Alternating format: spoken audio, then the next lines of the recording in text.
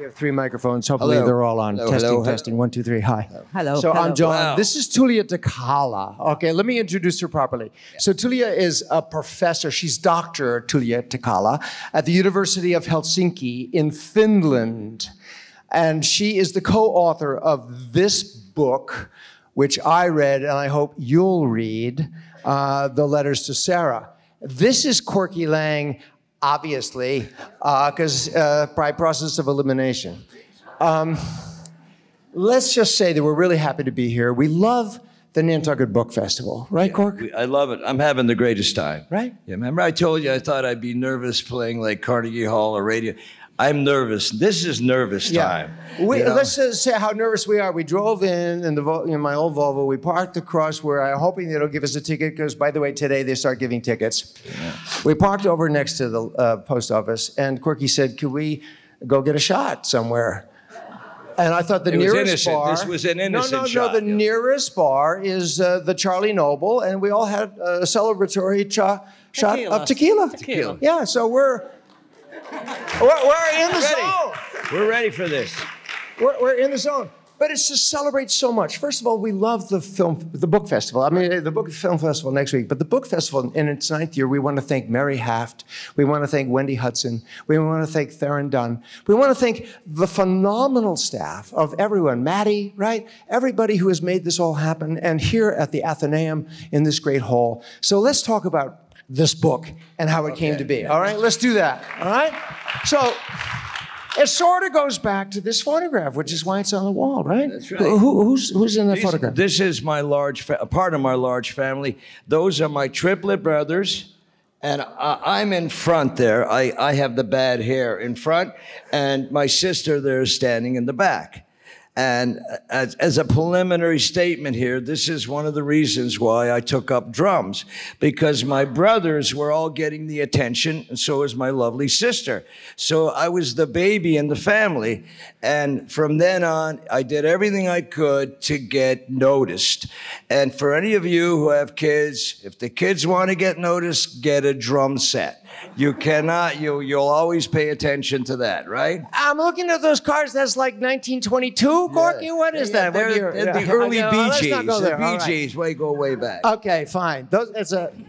Okay, so am I right to think, is this story true? Because I know that you are the teller of the truth, Tuija, as well. Then you kept track of all these stories. But what you told me, I think one day, although I want to make sure with you, is that because the triplet brothers were getting all the attention and your sister was older and beautiful and smart and all those things, you're at their mother's feet while she's cooking dinner and you're banging her wooden spoons on the pots and pans in the kitchen. You got it, yeah, that's it. Am I right? You're right, you're perfectly right. Did she give them to you? Did you take them out? No, you grab them. You got to be very assertive. If you're going to be, you know the story of drummers, they're all assertive and aggressive, and yes, I did take them. Boom, boom, boom. So the mom was like, get the fuck out, little thing. And next thing you know. But you remember what happened is I went to my mom and way back, and I remember seeing Gene Krupa on television. I said, you know, Mom, I want to grow up and be a drummer. And she said, Laurie, you're going to have to choose one or the other.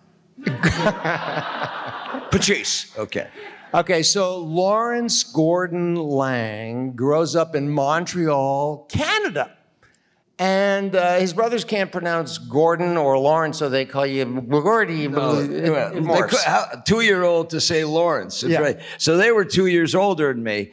They couldn't pronounce Lawrence, so my mother says, try his middle name, which is Gordon, which they couldn't get either. So they call me Goo-Goo. And I didn't like that. So they turned it into Gork, and they still call me Gork.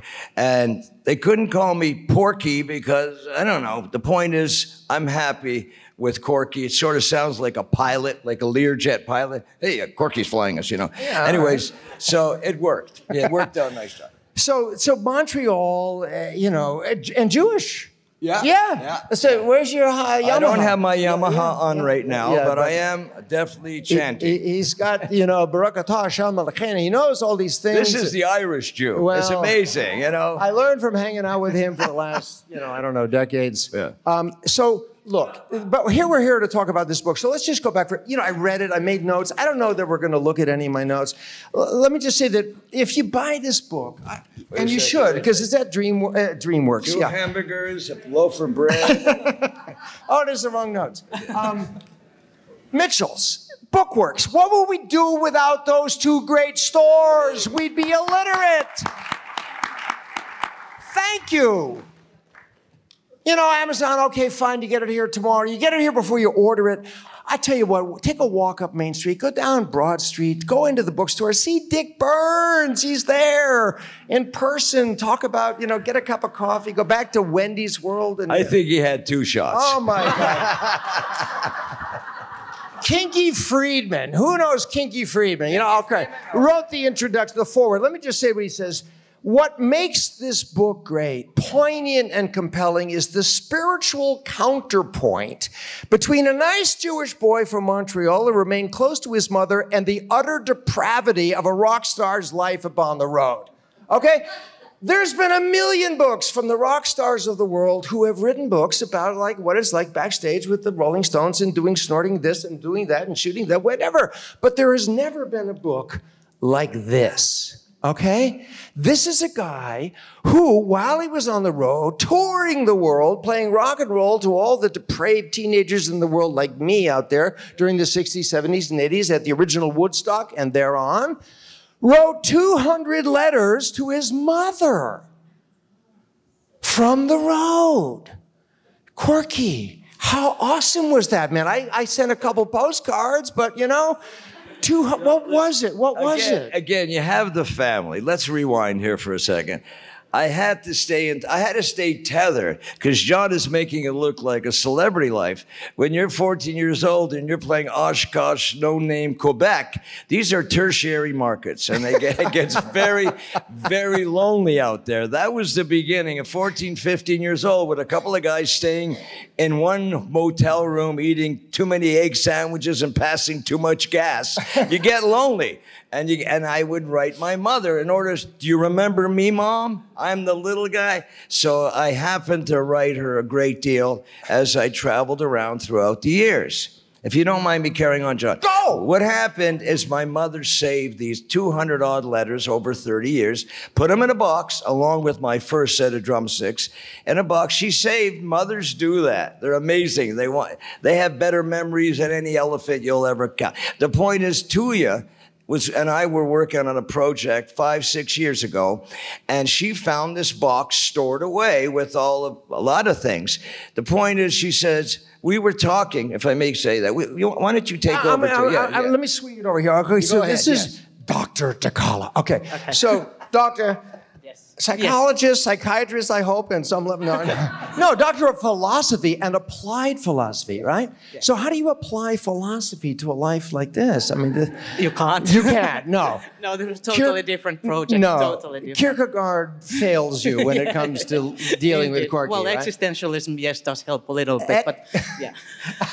but no, in terms of, we were thinking of writing a memoir before we found out. But wait, let's go back to Manchester, New York, Manchester, England. You're a doctor of philosophy, yes. But you're a rock and roll, you love rock and roll. Yes. So she's a fan. So she goes to England, Manchester, England, to go hear Corky play. Yeah, I was working at the university there at the time. Oh, you were? Yes, okay, I was living in Manchester, England, and I saw a poster of Mountain playing there. I was like, Mountain? Are they still on the road? And then, I don't know, one thing led to another. We got basically, into I just wanted to jump on her bones. It was pretty great ahead. Come on, at that time. This is a part of you that we don't want in the book or anywhere out here. No, it's out there. Okay, so wait. So let's just say you meet, and then you invite him, right, to come to do work on an opera about God? Playing God, yeah. I mean, the thing that got us into talking was that Corky was at the time lecturing in Canada in a couple of universities. Because he was he wanted to be in the university world. I always wanted to be in the rock world. So we sort of kept together because we thought there's something for both of us in this relationship. So the first time I asked Corky over to give a lecture at the University of Helsinki in November 2011. But at that time, I was already working on a rock opera called Playing God that deals with the ethics of genetics. Ethics of genetics. Did you hear that? The Ethics of Genetics, a rock opera about this. Sorry, go ahead. And then I quickly sort of realized that maybe being an academic is not enough to make a rock opera. You might actually need someone who knows rock and stuff. And then Corky was the obvious choice, sort of. And then in January 2012, he came over for 10 days, and the rest is history. Then I started to build his brand, and I became his manager and became quite a few things. Wait, so you wrote a rock opera? Well, no, really, let's put it in proportion. What happened is the subject matter of this playing God was way over my head. It's manipulation of genetic, I can't even... What I'm saying is they needed simple music because the content was pretty involved. So nothing is simpler than a drummer writing music. So it was a commission, and what a great, great commission. So I was able to write the music to the subject matter and some of the stories, which was a lot of fun, and quite frankly, it was challenging. But what happened here is Tuija had it all written out, and she had connections with different universities. So the first university we took to Basel, Switzerland. Basel, yeah. This play was tried out in quite a few. And I say tried out because it was a work in progress.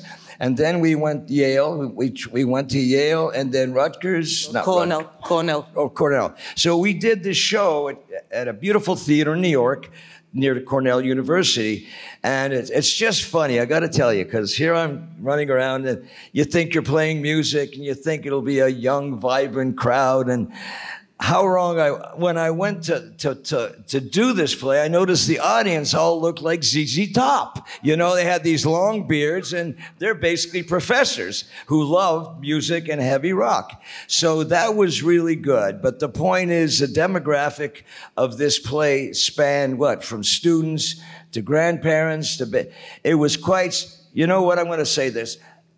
The opera, the rock opera, is coming out in video next year on an English company. We'll keep you posted, okay? Okay, so here's what they connect creatively, okay? And Tuija, in the process, goes online to find out stuff about Corky's biography, and there isn't anything well organized about him at all at that point online in social media, okay? You can look up, you know, whatever you want to look up, and so Tuija begins to put it together, and right? Yes, I started to put together a web page for a homepage for Corky so that people would find information about him. And in the process of doing that, I realized, whoa, there's quite a life that the guy has lived, so maybe we'll try to write a biography. And then we started... For the websites? First for the websites, and then because I've been writing is what I do, so I thought we'll write a proper book of it. But for a long time we were struggling with how to make this special. There's so many rock biographies, autobiographies out there. We were toying with the idea of a fictional Mississippi Queen being the storyteller in it and all that, but none of them really worked. But then we found the letters, and then we had the timeline, and we have something really special in there. So, the 200 letters from Sarah that Sarah left. She passed away, Corky's mom, in 1998, so 20 years ago. And they find this treasure trove, and that is the way in. I just want to flash back just to connect this book to another book that we discussed the other day, John Burnham Schwartz's book called The Red Daughter. Remember, that's the book about Svetlana Stalin, Joseph Stalin's daughter, who came to the United States in the early 60s. And John Schwartz told us that he spent 2 years doing research, trying to figure out how to get into the book. The way they spent 2 years talking about how to write the story so that it would be something more than just a rock and roll biography. And when they discovered the letters, they found a way in. And what John Burnham Schwartz did is that he read her memoirs, her diaries. And then he realized that he could rewrite those diaries as fiction. So anyway, the beauty here is that there's a lot of thought that goes into all of this. Can I say something? How to write a book. We get asked, since we started with the book doing our promo, they ask, like, how long did you work on it? And it's not a matter of time. This is what I found out becoming a new writer. It was hundreds and thousands of miles, because we were crossing back and forth to Finland and going on tour, and we put it together. Literally, forget time. The mileage we did, really, you know, going back and forth to Finland, not to mention in Nantucket, coming here and going to Nantucket and writing. So that's what hit me, because in music, in rock, if you want to say, traveling is what you do. Dizzy Gillespie said, we don't get paid to play, we get paid to travel. And if we got paid to travel, dude, we would be buying this country. But that's the truth of the matter. It was a wonderful experience, because we just wrote back and forth, and it goes way back, right, John, to Nantucket when we first got here, the cobblestone roads. I met my first very best friend, God bless him, Nicky Ferrantella, who was my guide over years and years in Nantucket. When you're on the road, the agenda, meet the best-looking guy and meet the best-looking girl and hang out, and everything else will take place. Well, I don't know if you know Nicky, but he was a good-looking dude, and he had a beautiful yellow MG. Who would not want to be that guy coming to a summer in Nantucket and saying, I want to get to know this guy? So as a result of hanging with him, he was also a drummer, or an aspiring drummer. And long story short, he was my guide through Nantucket. He's the guy that introduced me to Roy Bailey, who became a good friend. And in those years, the friendship was very tight, because I don't think Nantucket was that busy, especially during the winter. One of my best friends, who was a big inspiration, if you don't mind me rambling on with my 14 coffees, was Frank Conroy, who became a very good friend, and we started writing together. And I'm going into this only because to jumpstart writing is one thing, writing books. I'm a newbie, but music that Frank Conroy told me about, because he wrote beautiful novels. I said, Frank, let's try this. Let's try writing a story in a song. Just so every verse becomes a chapter, and every chapter becomes a chorus. And he taught me a lot about that, and it sort of gravitated towards writing, and the pleasure and the joy of writing anything, And then you got the drumming. That was the other side. You had writing, drumming, writing. I was conflicted, but the bottom line is there's no better place to what's the word, morph your life in every way as in Nantucket. And yes, I'll say this particular festival is everything. Corky had come here with a band that he had created in Montreal, brought it to New York, played the Peppermint Lounge in the 60s. It was a band called Bartholomew Plus 3.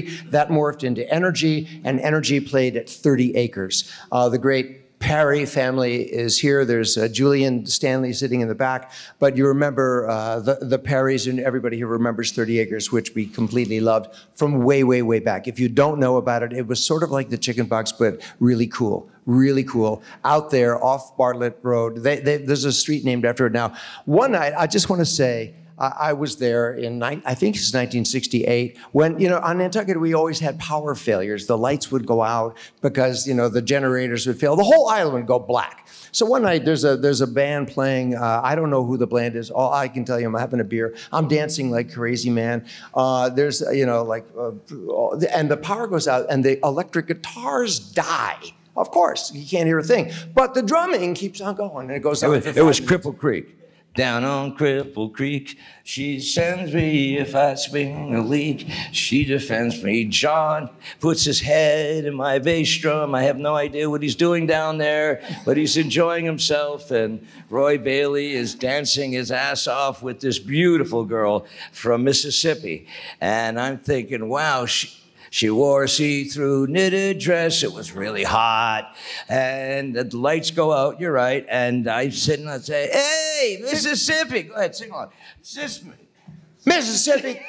Mississippi Queen. Yeah. So I was trying to pick her up. Again, the shallow, transparent drummer that I am. Come on, Mississippi. And I go, you know what I mean? And she's like winking at me. And I'm going, hey. People are falling on the wayside. It's 20 minutes. It's a half an hour. He's still drumming. Up on Cripple Creek. And I'm thinking, boom. It's nothing but drums. And then I say, how do I keep her dancing? Cowbell. Because the more she dances, the sweatier she gets, and the sweatier she gets, the more you can see through her top. This is getting a bit pornographic, John. Take it back a couple of dBs, okay? So, and I'm doing everything I can. How do you pick a girl up playing drums? I mean, I'm stuck there. But anyways, keep on playing, and I'm looking, and she's smiling, and I didn't get lucky. Roy Bailey took her home, and he got lucky. But what I did do was I saved the lyrics that night that I was writing to that beat. Mississippi Queen. It worked out perfectly. A year later, I got lucky. There you go. That's a true story. Okay. So Mountain, you know, let's talk about Mountain just for a second. So, you know, it was formed by originally by a guy called Felix Papalardi, who lived here on Nantucket as well, came here in the summers from New York City and Long Island, right? Queens. Ultimately bought a house out in Pulpus. But, you know, Felix had produced a very powerful rock trio in England called Cream. We remember Ginger Baker on drums, Jack Bruce on bass, and Eric Clapton on lead guitar. It was the first real serious power trio in rock and roll history. Yeah. And it was produced by a guy who lived on Nantucket in those days named Felix Papalardi, a kind of wiry, skinny fucking genius. A wanted to do an American version of that, so he said, let's try to find a power trio here. And so I found a singer that Corky had already known from the days in Long Island, named Leslie West, who was a bigger-than-life guy. Wait, I want to say what you described Leslie West in the book as a stoned-out, cross-dressed, sleep-deprived, decadent, overweight, long-haired, junkie hippie. Yeah, that was in capsule form. And Leslie West, you do, Leslie. I can do Leslie a bit, but he sort of sounds like Harry Feinstein. All right, they got that bass voice. They come down here, you know, and everything was swearing. Every second word was MF, MF, MF. But anyways, he always dressed like a parrot. He had, not that you couldn't notice him anywhere because his hair was out to here, right? And he walked around. And I remember we're going on the road and Felix says, can you get some airport clothes? Airport, that's like beyond accountant outfit, you know? Because I'd walk behind Leslie and he'd be like, you know, he had these fringes, you know, in those days everything was, and you walk along. Fringes. Fringes, yeah. And I'd walk behind him just to see the people look at him going, you know, this goes back to the early 70s. So it was fun. It was fun. But Felix moved, like you said. They needed a drummer. Yeah. And they met Corky. Yeah. And Corky was as insane and as great as they were. I don't understand this same thing. Keeps on coming up. Okay, but I think what you're feeling here is that there's like a volcano of creative energy here. We're talking about, you know, like Vesuvius of free association, okay? We could go on for days, and we have, by the way, for the last 3 days. But what you did, am I right, is that you're the doctor of philosophy. You think logically, or you help write this and put it into something that people could actually chapters. Yeah, well, I hope I managed to do it. I mean, he told the stories, I wrote them down, but I tried to keep his voice there throughout. I just wanted to keep the voice so that someone can follow it. I mean, when he talks, you can follow him because of the charisma and things. But when you start writing it down, you realize, oh, okay, we need to B to follow from A and not from go to A to Z and then back to every once in a while again. You need a comma and a period, you know. Yeah. I didn't want to. I figured everybody would expect a decadent story about snorting ants off the cement with Ozzy Osbourne. She said, no way. No way, it's going to be a book. It's going to be a real book. So she did put, I have to say, and I'll say this, I know she's right here. If it wasn't for Tuija, there'd be no book. And frankly, there would be no common sense that goes on in my life. Anyways, she managed to pull it together and go on time. I mean, I did try to keep it. It's not like it's not a boring chronological thing because that wouldn't be Corky. So I tried to get it. I'm reading all those letters. Corky didn't even read all the letters because I typed them all down so that I was able to see which parts would fit with the book and all that. So it was a really strange process of getting to know the man in some ways, I think, better than he himself knew him in certain ways.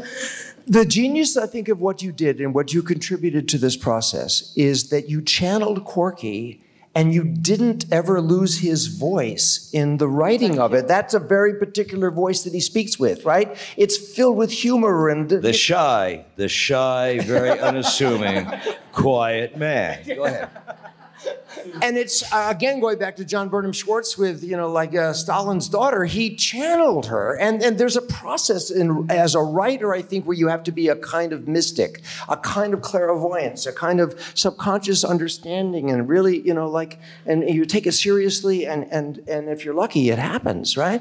So what was that like? Because you wrote sometimes when he wasn't around, when he was traveling or whatever, and then you would give it to him, and he would doctor it and make it, adjust it to make it his own voice. It may be this and that, but I mean, am I right that there was this symbiotic process going on? Very much so, yes. You must know by now, being at the festival, how much work it takes if you're a writer or you're marketing. I never realized personally, and I think a lot of people don't know, how much work it takes to write. And how much patience. Rating is one thing, it's bringing it out. And if you're lucky enough to have a collaborator that does, like in a symbiotic way, work with you and take it in, you're really freaking lucky, because that's what this is all about, is the luck that you have with people and with people you're working with and even writing with. It's really a lot to do with luck. And I think, speaking of Schwartz, the one thing he said that I really connected with was this aspect of freedom. When you find yourself at home, that's when you feel the most free. I think that's the way and I'm thinking the same thing, is the book took me home.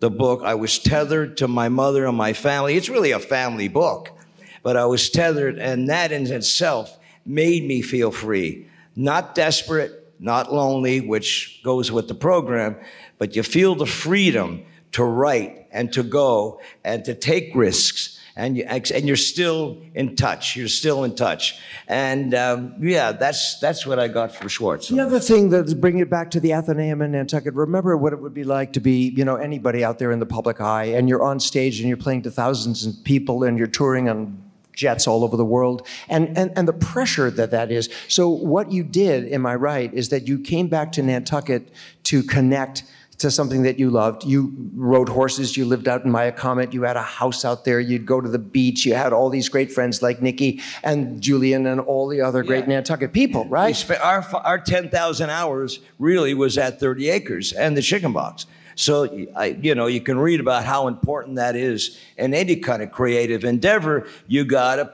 get your chops together. And the Perrys, Pesky, all those guys played into that because everybody was into it. This wasn't a fake life. It was real, and it was great. It was great. Those days were great. And by the way, those days are today.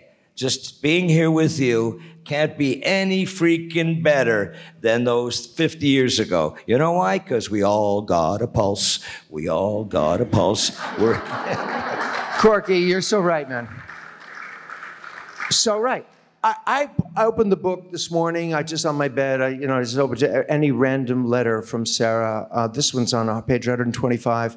Would you read this for us? This is from just part of it, if you want. October 24th, 1970. Do you need glasses? You know what? I have my John Burnham novel. There they are. There you go. John Burnham Schwartz, excuse me. From 1970, at the height of Mountain's fame. Okay, where am I here? Yeah, just, Okay. Okay. Here we go. Sarah, I was just sitting back and getting mellow. So I decided to write you a short note. This is Saturday night, in brackets, early Sunday morning, actually. And we're just finished playing upstate New York. Tonight was another one of those great nights. The band really got off, and so did the audience. It's again something that I can't really explain, but you were at the Fillmore, so you do know a little bit about what I mean. The Fillmore. Yeah. It's nights like tonight that make it all worth living. It flew by a we flew by a chartered jet plane, Learjet, actually, to Oswego, where we played. The band traveled in a real comfort, limousine, private jet, etc. The old ladies came along for this one, Jeannie and Gail and Sandy. As you can see, it was like a family gathering, a good family gathering. After a year, we're starting to understand each other. I'm very fortunate in many ways that I'm working with the best. The other three guys have much more than just their music to contribute to the world. They're beautiful guys and wonderfully gifted. Okay, get it? Family. In Mountain, you found a family like that family, like this family. And I swear, Corky, when you read that stuff,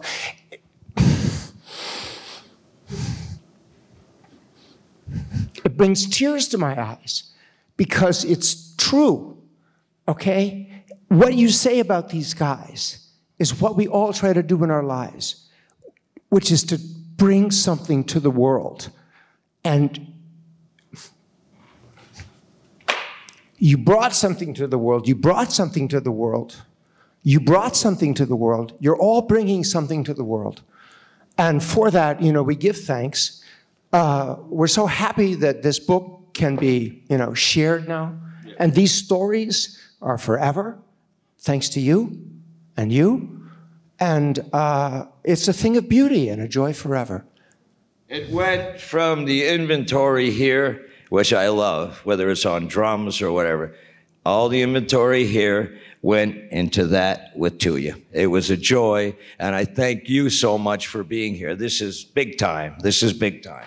So let's open it up to any questions that anybody might have. Anybody have anything to ask Corky or Tuija about the process of this or anything else you ever wanted to know? I'll just tell you, in the Rock and Roll Hall of Fame, Mississippi Queen is one of the top 100 songs that was ever written in rock and roll. It was written at 30 Acres here in Nantucket. You can still hear it on your radio. Yeah, go ahead, Bo.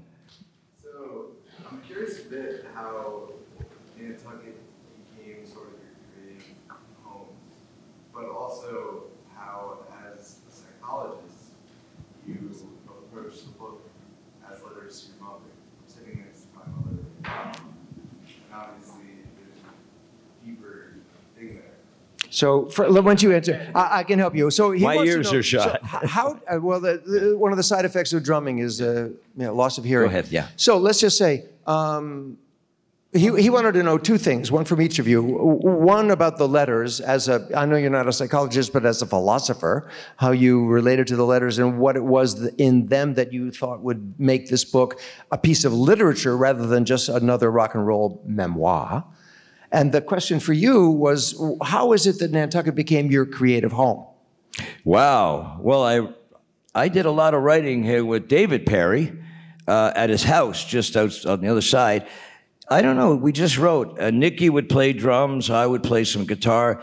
It was the place. To me, it was a cultural mecca of the world, Nantucket. Everybody thinks New York is. No, Nantucket it has all the honesty, all the sincerity, genuinely feelings that come across. So it was really easy to write here. Mississippi Queen was written right around the corner here, which I love that idea. So why wouldn't I come back and try to mustard and relish in that kind of vibe, right? So, yeah, and then Yaskers, we wrote here, this band Energy, we wrote because we had a chance to play. We had the freedom until Pesky fired us because we weren't playing cover songs on the radio, which was what happens. But we had the freedom to play our own material.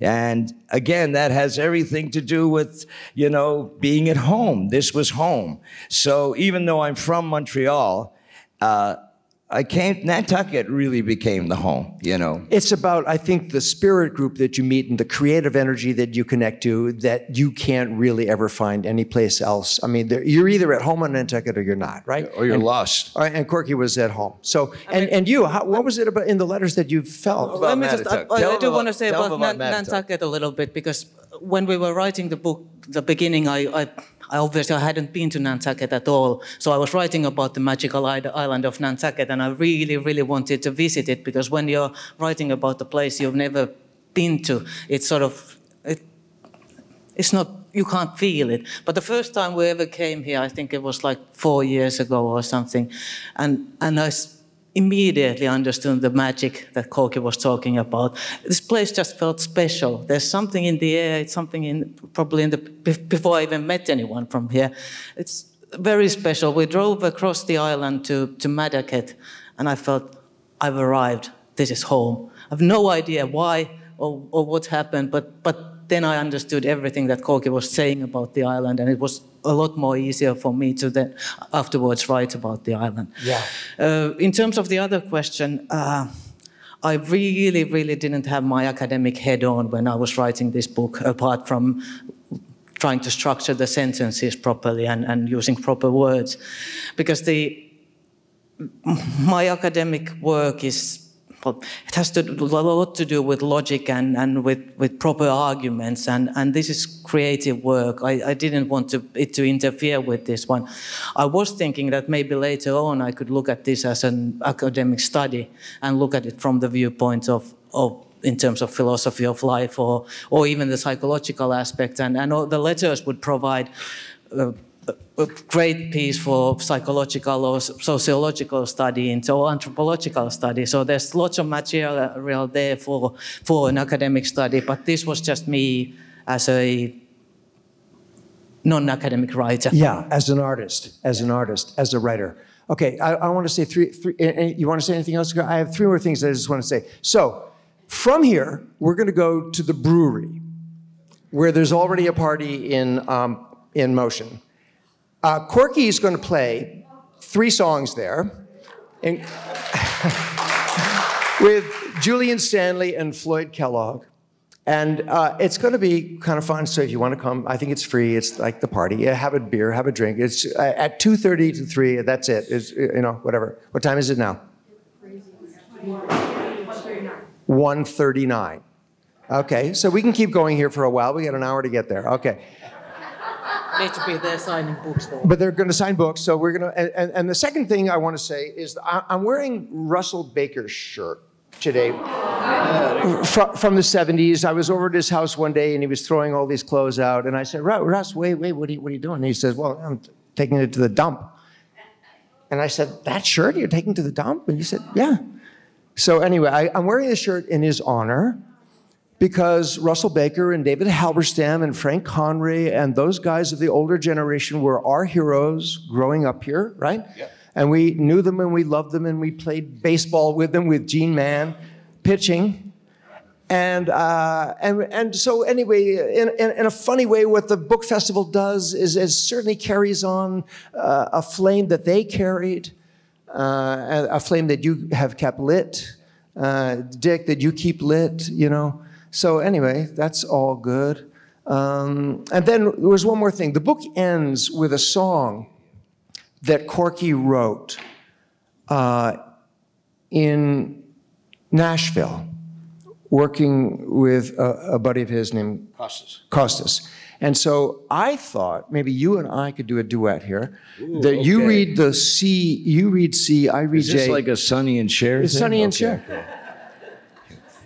Okay, here we go. You need the glasses again? You have the glasses in your pocket. Yeah. Anyway, this is a song called In This World. Basically, I knew my mother was going to pass. She was sick. And talk about tearing up. I hope I don't, because, well, I'll tear up. What the hell? Okay, so I wrote this about my mom. You and I fly above the clouds, following behind the sun, and love that fills our hearts and love that fills our lives. Here you go. You and I don't care about time. Time just leaves us all behind. But time is all we have, and time is what we share. Oh, somebody's left behind without a sound. Oh, somebody's letting go and falling down. All things come and go, all things we've come to know, all things come and go in this world. You and I will always be. You will always be with me. Wherever you may go, I will always know. Oh, somebody's left behind without a sound. Oh, somebody's letting go and falling down. All things come and go. All things we've come to know. All things come and go in this world. in this world. Thank you so much for coming today.